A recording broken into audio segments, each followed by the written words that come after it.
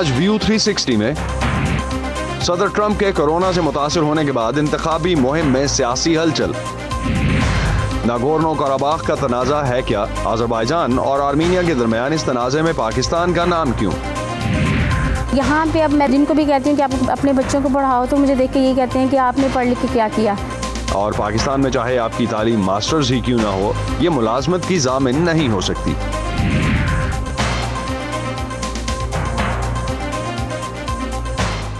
Voice of America Washington سے آپ سب کو خوش آمدید. آپ دیکھ رہے ہیں پروگرام ویو 360. میں ہوں اسد اللہ خالد. شروع کریں گے امریکہ سے، جہاں انتخابات میں 1 ماہ سے کم کا عرصہ رہ گیا ہے اور صدر ٹرمپ کے کووڈ-19 پازیٹیو ہونے سے ملکی سیاست میں ہلچل مچی ہوئی ہے. سابق نائب صدر جو بائیڈن کے ساتھ دوسرا صدارتی مباحثہ بھی بے یقینی کا شکار ہو گیا ہے. کووڈ-19 کی تشخیص کے بعد صدر ٹرمپ کو واشنگٹن کے قریب والٹر ریڈ ملٹری ہاسپٹل میں منتقل کر دیا گیا تھا. ٹویٹر پر تصاویر اور ویڈیو پیغامات میں صدر قوم کو اپنی صحت سے آگاہ کرتے رہے ہیں، جبکہ دنیا بھر سے اہم رہنما ان کی صحت یابی کے لیے پیغامات بھیج رہے ہیں. صدر کی صحت کو پہنچنے والے کسی بھی ممکنہ نقصان پر تو ڈاکٹرز نظر رکھے ہوئے ہیں. مسٹر ٹرمپ کی انتخابی مہم اور سرکاری فرائض کی ادائیگی کی صورتحال پر نظر ڈالتے ہیں اس رپورٹ میں. کورونا وائرس کا ٹیسٹ مثبت آنے سے پہلے امریکی صدر ڈونلڈ ٹرمپ اپنی انتخابی مہم میں بہت زیادہ مصروف تھے.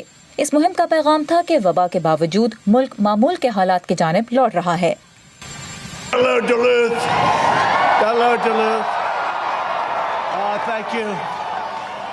پیغام یہی ہے کہ اب حالات نارمل نہیں اور اب وہ کوارنٹین میں ہونے کے باعث کم از کم 2 ہفتوں تک یہ جلسے نہیں کر پائیں گے.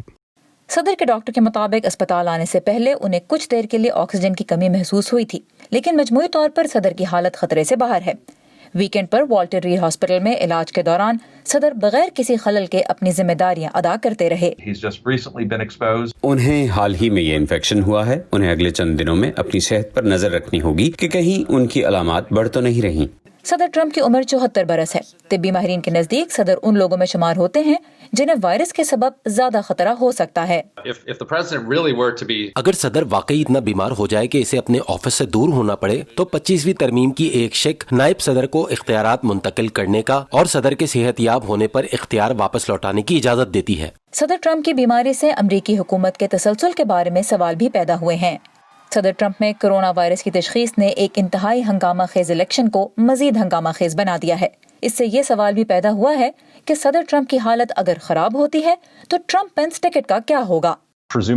اگر یہ فرض کر بھی لیا جائے کہ صدر ٹرمپ عہدے کے قابل نہیں رہے تو پھر شاید ہم نائب صدر مائک پینس کو صدر کے ٹکٹ پر دیکھیں، لیکن اس صورت میں نائب صدارت کا امیدوار کون ہوگا؟ گزشتہ منگل کو صدر ٹرمپ کا ڈیموکریٹک امیدوار جو بائیڈن سے پہلا مباحثہ ہوا تھا، جس میں انہوں نے ماسک پہننے کی افادیت کو کم کر کے پیش کیا. 200 feet away from it, he shows up with the biggest mask I've ever seen. Us debate کے دوران جو بائیڈن اور صدر ٹرمپ ایک دوسرے سے خاصے فاصلے پر تھے. اپنی ایک ٹویٹ میں سابق نائب صدر جو بائیڈن نے صدر ٹرمپ اور خاتون اول میلانیا ٹرمپ کی جلد صحتیابی کے لیے نیک تمناؤں کا اظہار بھی کیا. جو بائیڈن کی انتخابی مہم زیادہ تر ایونٹس آن لائن ہی منعقد کر رہی ہے. پیٹسی ویراکسوارا کے ساتھ Sara Zaman, Voice of America. Republican party وہ جماعت ہے جس سے تعلق رکھنے والے صدر ابراہم لنکن نے امریکہ میں غلامی کا خاتمہ کیا تھا. تب یہ جماعت آزاد خیال تھی اور کبھی سفید فام نسل پرستی کے حامی ڈیموکریٹک پارٹی کے ساتھ کھڑے ہوتے تھے. وقت کے ساتھ دونوں جماعتوں کے حامی بدل کیسے گئے، جانتے ہیں اس مختصر سی ویڈیو میں. سیاسی جماعتوں اور ان کی حمایت کرنے والوں کے لیے وقت بدلتا رہتا ہے. ابراہم لنکن ریپبلکن پارٹی سے تعلق رکھنے والے پہلے امریکی صدر تھے. انہوں نے خانہ جنگی کے دوران ملک کی قیادت کی. امریکی یونین محفوظ رہی اور غلامی کا خاتمہ ہو گیا. جنگ کے بعد سیاہ فام مردوں کو سرکاری طور پر ووٹ ڈالنے کا حق ملا تو انہوں نے ریپبلکن پارٹی کی حمایت کی. یہ پارٹی اس وقت غلامی سے آزاد ہونے والوں کے شہری حقوق کے تحفظ کے لیے پرعزم تھی. اس وقت ڈیموکریٹک پارٹی میں ایسے لوگ تھے جو سفید فام نسل پرستی کے حامی اور سیاہ فاموں کے لیے شہری حقوق کے خلاف تھے. 20ویں صدی میں حالات बदलना शुरू हुए। डेमोक्रेटिक पार्टी के फ्रैंकलिन डी रूजवेल्ट, जो पहली बार 1932 में सदर मुंतखब हुए थे, उन्होंने स्याह फाम शहरियों के लिए अपनी पार्टी को ज्यादा पुरकशिश बनाया और मुल्क को मुआशी दबाव से निकालने के लिए इक़दामात किए। जब ये सब हो रहा था, बहुत से रिपब्लिकन्स के लिए शहरी हुकूक की अहमियत कम हो गई। 1936 में सदर रूजवेल्ट के लिए स्याह फामों की हिमायत में इजाफा हुआ। इसके बाद से ही डेमोक्रेटिक सदारती उम्मीदवारों के लिए स्याह फाम शहरियों की हिमायत मजबूत रही है। एक और बड़ी तब्दीली का आगाज 1960 की दहाई में हुआ। सिविल राइट्स एक्ट 1964 और वोटिंग राइट्स एक्ट 1965 डेमोक्रेटिक सदर लिंडन बी जॉनसन की तरफ से दबाव डालने पर दोनों जमातों के ताउन से मंजूर हुए। इन एक्ट्स के बाद नस्ली तफरीक के हामी सफेद फाम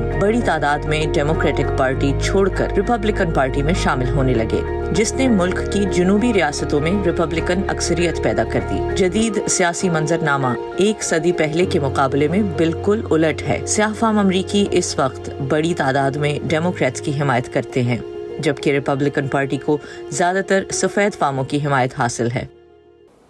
आर्मीनिया और अज़रबाईजान के दरमियान मुतनाज़ा इलाके नागोर्नो काराबाख में झड़पें जारी हैं। दिफाई माहिरीन कहते हैं कि अगर बड़े पैमाने पर जंग होती है तो रूस और तुर्की जैसी दो खित्ते की बड़ी ताकतें इस लड़ाई का हिस्सा बन सकती हैं। मॉस्को का आर्मीनिया के साथ दिफाई इत्तेहाद है और रूस ने फौरी तौर पर जंगबंदी का मुतालबा किया है, जबकि तुर्की अज़रबाईजान की हिमायत कर रहा है। यह इलाका अज़रबाईजान की हदूद में वाक़या है, लेकिन इसका इंतज़ाम आर्मीनियाई नस्ल के लोगों के पास है, जिन्हें आर्मीनिया की हुकूमत का ताउन हासिल है।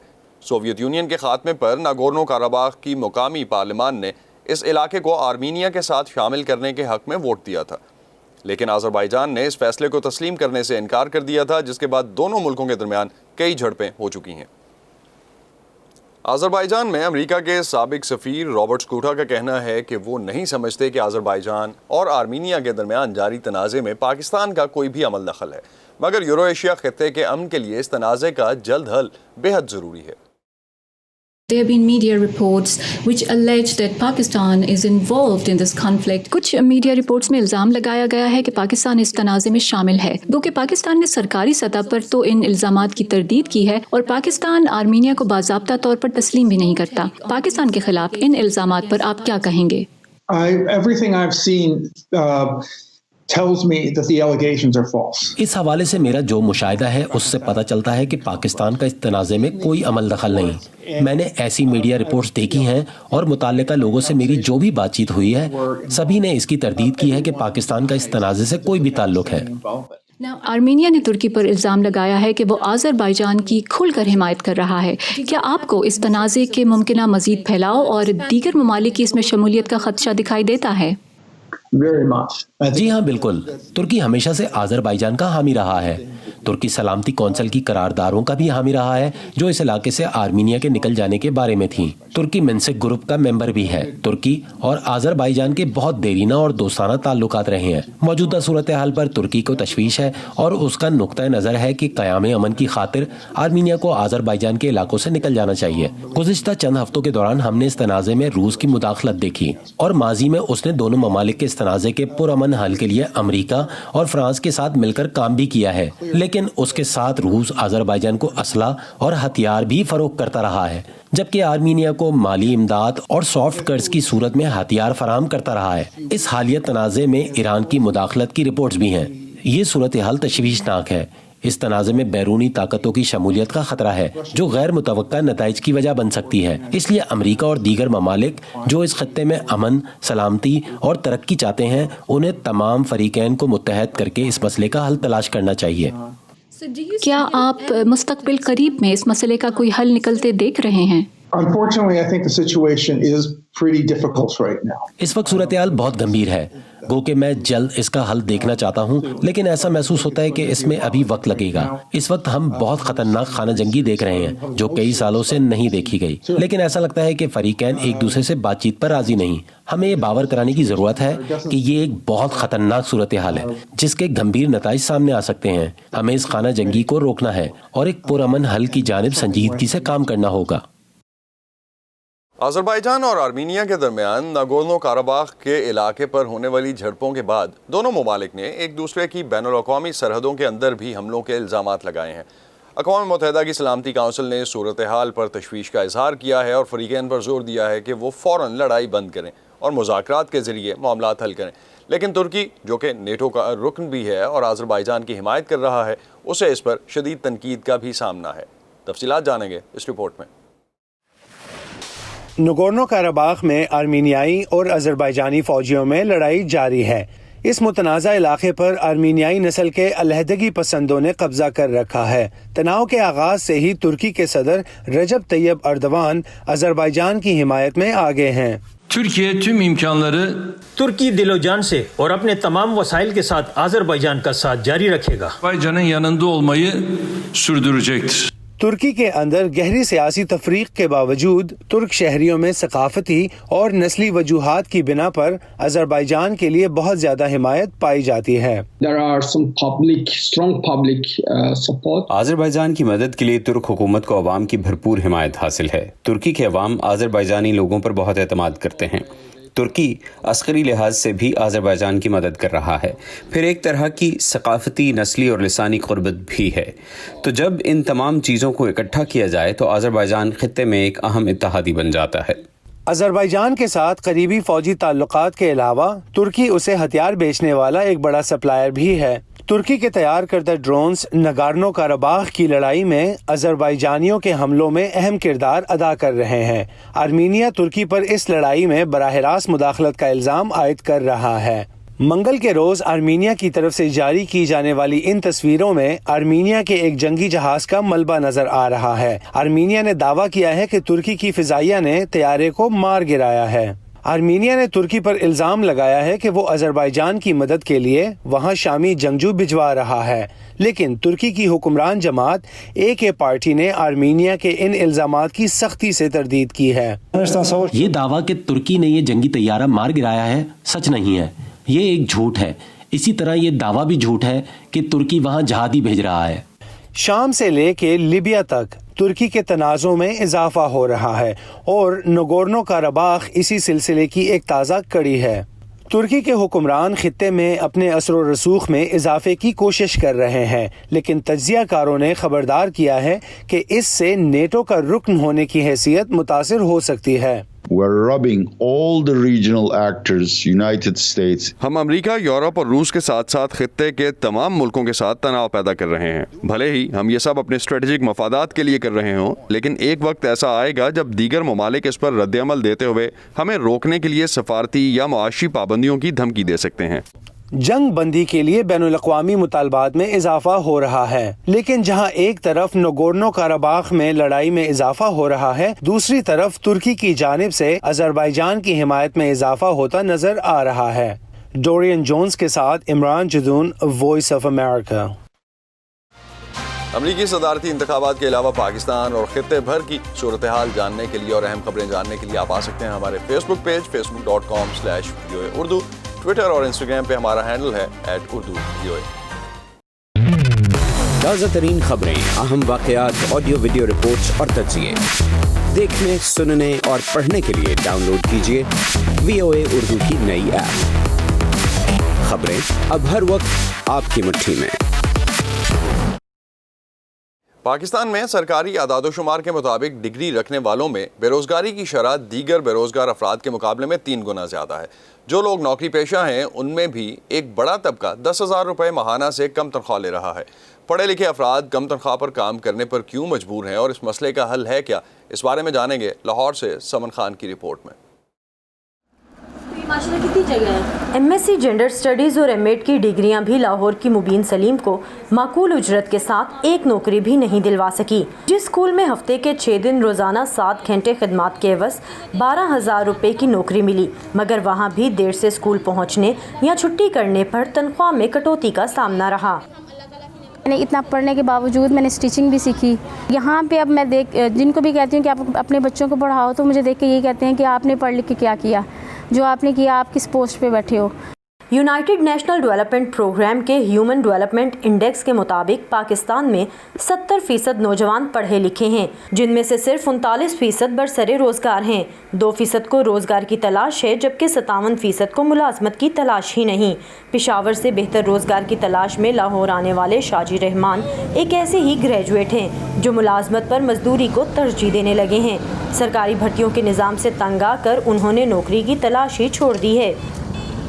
اسکول کا KG سے لے کے 10 تک میں ٹاپر رہا۔ والد جو تھا وہ کمانے والا تھا، باقی سارے کھانے والے تھے، تو اتنی تنگ دستی میں محدود وسائل میں اس نے پھر بھی جو ہے نا مجھے پڑھایا لکھایا، مجھے کچھ بنانا چاہتا تھا وہ، مگر اس کا خواب ابھی تک پورا نہیں ہو سکا۔ سرکار کی جو ہے نا رائٹ ہے کہ وہ جو ہے نا ہمیں نوکری دے۔ فنانس اور MSc ایکچوریل سائنسز میں MA کرنے والی سعدیہ زین کی تعلیمی اہلیت کا زیادہ ہونا نوکری حاصل کرنے کی راہ میں ایک رکاوٹ بن گیا ہے۔ وہ بعض جگہوں پر صنفی امتیاز کی شکایت بھی کرتی ہیں۔ PhD رہتی ہے، ٹھیک ہے، اگر مجھے MPhil پہ ہی یا MS پہ یہ کہہ دیا جائے اوور کوالیفائڈ ہے، پھر میں آگے کیا کروں گی بتائیں، ٹھیک ہے۔ تو اس کے بعد ہے کہ سوچ بھی آتی ہے اور پھر لگتا ہے کہ یہ کیا ہے، یہ صرف ایک پیپر تھے جو میں نے اتنے سال اسٹرگل کی، وہ کیا تھی۔ ماہرین معاشیات کے مطابق پاکستان میں معاشی ترقی سب سے زیادہ سروسز سیکٹر میں ہوئی ہے، جس میں روزگار کی شرح بھی اطمینان بخش ہے، لیکن دیگر شعبوں میں گریجویٹس کی تعداد اور ملازمت کے مواقع میں خاصا فرق ہے۔ بعض ماہرین کی نظر میں بہتر روزگار نہ ملنے کی بنیادی وجہ یکساں تعلیمی نظام کی غیر موجودگی ہے۔ سائنٹیفک تھنکنگ، گلوبل پرسپیکٹو، یہ ساری چیزیں امپلائر مانگتا ہے، اور وہ صرف ہمارے وہ ایلیٹ سکولز وہ تو دے دیتے ہیں، لو پیڈ ٹیچرز، سلیبس جو ہے وہ پرمیٹیو ہے، ریلیجس ایجوکیشن پہ زیادہ زور ہے، ہسٹری آف پاکستان پہ زیادہ زور ہے، مگر سائنس پہ، سکلز پہ جو جابس دیتی ہیں ان پہ زور کم ہے۔ پھر بھی یہ پڑھ تو جاتے ہیں مگر جاب مارکیٹ ان کو اس لیول پہ ایکسیپٹ ہی نہیں کر سک رہی، اسی لیے پھر وہ الٹیمیٹلی لیس پیڈ جابس میں جاتے ہیں۔ روزگار کے مواقع پیدا کرنے کی ضرورت سے انکار نہیں، لیکن ماہرین کے مطابق تعلیم مکمل کرنے کے بعد نوکری کی تلاش پاکستان کے نوجوانوں کا المیہ ہے۔ انہیں یہ بتانا ضروری ہے کہ نوکری کے برعکس بڑھتی ہوئی عالمی منڈی میں خود کو منوائیں۔ اس کے علاوہ حکومتی سطح پر تعلیم یافتہ نوجوانوں کی رہنمائی کے لیے عملی اقدامات اٹھانے کی بھی ضرورت ہے۔ لیبر فورس سروے کے مطابق پاکستان میں دنیا کا 9واں بڑا مزدور طبقہ ہے، جس کی تعداد میں ہر سال اضافہ ہو رہا ہے۔ حکومت کی جانب سے کامیاب جوان پروگرام کے نام سے قرضہ اسکیم متعارف کرائی گئی ہے، جس کے تحت 2900 نوجوانوں میں 1 ارب سے زائد کے قرضے تقسیم ہو چکے ہیں، جبکہ مزید 7500 درخواستیں منظور کی جا چکی ہیں۔ ماہرین کے مطابق یہ اسکیم چند لوگوں کے لیے تو فائدہ مند ہو سکتی ہے، لیکن بڑی سطح پر بے روزگاری کا حل نہیں ہے۔ Saman Khan, Voice of America, Lahore. بڑھتے ہوئے تنازعات اور تشدد کے باعث اس سال کے پہلے 6 ماہ میں ایسے لوگوں کی تعداد بڑھی ہے جو اپنے ہی ملکوں میں اندرونی طور پر نقل مکانی پر مجبور ہوئے، یعنی IDPs بن گئے۔ سوئٹزرلینڈ میں قائم انٹرنل ڈسپلیسمنٹ مانیٹرنگ سینٹر ہر سال اپنی رپورٹ میں تشدد، کشیدگی، تنازعات اور قدرتی آفات کی وجہ سے اندرونی طور پر بے گھر ہونے والوں سے متعلق اعداد و شمار جاری کرتا ہے۔ اس سال کی پہلی رپورٹ کے مطابق قدرتی اور انسانی سرگرمیوں کی وجہ سے پیدا ہونے والی آفات کی بدولت جنوری اور جولائی کے درمیان 127 ملکوں میں تقریباً 1,46,00,000 افراد بے گھر ہوئے ہیں۔ یہ تعداد پچھلے سال کی پہلی شش ماہی کے مقابلے میں 10 لاکھ زیادہ ہے۔ انٹرنل ڈسپلیسمنٹ مانیٹرنگ سینٹر کی رپورٹ سے پتہ چلتا ہے کہ نئے دربدر ہونے والوں میں سے تقریباً 48 لاکھ یعنی 1/3 تعداد تنازعات اور تشدد کے باعث اپنے گھر اور علاقے چھوڑنے پر مجبور ہوئی۔ ان میں سے زیادہ تر کا تعلق مشرق وسطیٰ اور افریقہ سے تھا۔ شام ان ممالک میں سر فہرست ہے جہاں دربدر ہونے والے افراد کی تعداد میں سب سے زیادہ اضافہ ہوا ہے۔ شام کے شمال مغربی صوبے ادلب میں فوجی کارروائی کے نتیجے میں 14 لاکھ سے زائد شہری اپنے گھروں سے فرار ہونے پر مجبور ہو گئے ہیں۔ افریقہ میں ڈیموکریٹک ریپبلک آف کانگو یا DRC میں بھی مسلح تشدد میں شدید اضافے کے باعث تقریباً 14 لاکھ افراد بے گھر ہوئے۔ اگرچہ یمن میں نئے دربدر ہونے والے افراد کی رپورٹ کی تعداد کم رہی، مسلح تنازع، کرونا کی وبا اور تباکن سیلابوں کا حوالہ دیتے ہوئے ادارے نے یمن کی صورتحال پر خاصی تشویش کا اظہار کیا۔ اس رپورٹ کے مطابق پوری دنیا میں قدرتی آفات کے آہستہ اور اچانک آغاز سے 98 لاکھ لوگ نقل مکانی پر مجبور ہوئے ہیں۔ بھارت اور بنگلہ دیش میں طوفان، مشرقی افریقہ میں سیلاب اور ٹڈی دل کے حملے، آسٹریلیا اور امریکہ میں تباہ کن جنگلات کی آگ نے لاکھوں افراد کو متاثر کیا ہے۔ اس رپورٹ میں یہ خدشہ بھی ظاہر کیا گیا ہے کہ آئندہ مہینوں میں سخت موسم اور تشدد کے واقعات کی وجہ سے مزید لاکھوں افراد بے گھر ہو سکتے ہیں۔ گزشتہ سال کے آخر میں 5 کروڑ سے زیادہ IDPs کی تعداد ریکارڈ کی گئی تھی۔ یہ صورتحال عالمی امن اور استحکام کے لیے کیا معنی رکھتی ہے، اس بارے میں نیلوفر مغل نے اقوام متحدہ کے ادارے برائے مہاجرین کے ترجمان بابر بلوچ سے بات کی۔ آئیے دیکھتے ہیں۔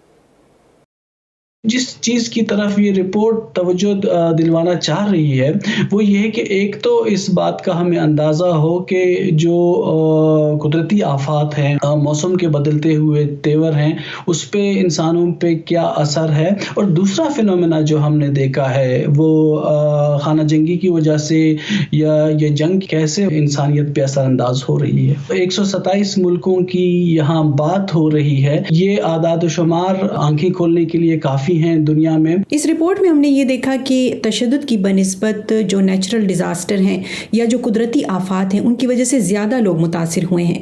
تو یہ جو ٹرینڈز ہیں یہ کس طرف جا رہے ہیں؟ جو تشویش کی بات ہے وہ یہ ہے کہ اس رپورٹ نے جو تجزیہ کیا ہے وہ پچھلے 6 مہینوں کا کیا ہے۔ پچھلے 6 مہینوں میں 14 ملین میں سے 10 ملین کے قریب وہ لوگ ہیں جو قدرتی آفات، موسمی تبدیلی، بارشوں کی وجہ سے، اور جیسا آپ نے وائلڈ فائر کا بھی ذکر سنا ہوگا اس کی وجہ سے، تو یہ ایک بہت بڑی تعداد ہے لوگوں کی۔ اب آپ دیکھیں کہ یہ پچھلے 6 مہینے ہیں، جب یہ سال پورا ختم ہوگا تو وہ اعداد و شمار دیکھنے پڑیں گے۔ جب لوگ بے گھر ہوتے ہیں تو یہ جو فینومینا ہے وہ یہ کہ وہ بہت جلدی اپنے گھر واپس نہیں لوٹ سکتے۔ تو اس لیے دنیا کو اس بات کا ادراک ہونا چاہیے کہ کچھ ایسے اقدامات کیے جائیں، ایک تو جو بے گھر ہوئے ہیں لوگ اپنے ہی ممالک میں، ان کے لیے یہ ممکن ہو کہ وہ واپس جا سکیں، اور دوسرا یہ کہ جن علاقوں میں شورش ہے، یہ جنگ کی صورتحال ہے، جہاں سے مہاجرین یا ریفیوجیز مجبور ہو کر نکلتے ہیں، ان علاقوں کو بھی سیریس لیا جانا چاہیے، تاکہ جب تک وہاں پہ امن نہیں ہوگا تو لوگ کیسے سوچ سکتے ہیں کہ اپنے گھروں کو واپس جا سکیں۔ اگر یہ ٹرینڈ اسی طرح چلتا رہا تو صورتحال آپ کیا دیکھتے ہیں؟ ان ٹرینڈز کو ہم متواتر سے ہر سال انالائز کرتے ہیں۔ جون میں UNHCR کی ایک رپورٹ آتی ہے جو کہ گلوبل ٹرینڈز ہم اس کو کہتے ہیں، جو کہ اس بات کا انالیسس کرتا ہے کہ گلوبلی ڈسپلیسمنٹ کی کیا صورتحال ہے۔ جن ممالک پہ یہ لوگ بے گھر ہوئے ہیں ان کی بہت زیادہ تعداد کم ترقی یافتہ ممالک میں ہیں، تو ان کی مدد بھی باقی دنیا کے ملکوں کو سوچنا چاہیے کہ کیسے ان کی مدد کی جائے، تاکہ یہ لوگ جو آج اپنے ہی ملک کے اندر بے گھر ہوئے ہیں کل کو ایسا نہ ہو کہ کہیں ان کو کسی اور جگہ پہ پناہ تلاش کرنی پڑے۔ ابھی تک انٹرنیشنل کمیونٹی کی طرف سے جو بھی امداد ہو رہی ہے کیا وہ کافی ہے؟ ہم تو بارہا یہ کہتے ہیں کہ انسانی خدمت کے لیے ہمیں اور وسائل درکار ہیں، تو اس پہ توجہ دینے کی ضرورت ہے۔